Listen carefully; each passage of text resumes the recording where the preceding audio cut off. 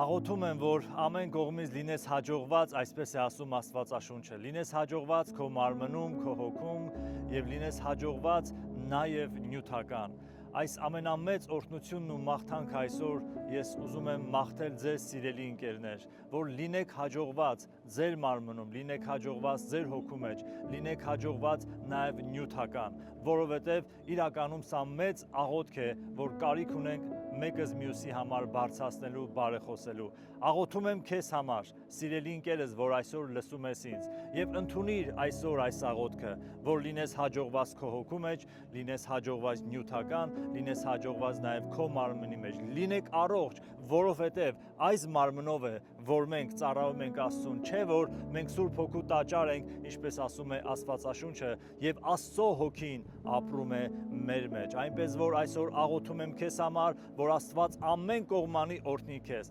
լինես հաջողված քո ֆինանսների մեջ, լինես հաջողված այն գործի մեջ, որ դու կձեռնարկես, լինես հաջողված հոգուդ մեջ, նաև լինես առողջ Հիսուսի զորավոր անունով։ Եղիր օրհնված, ընդունիր այս աղոթքը եւ փառաբանիր Տիրոջը ամեն բանի համար եւ ամեն ժամանակ Հիսուսի անունով։ Ամեն։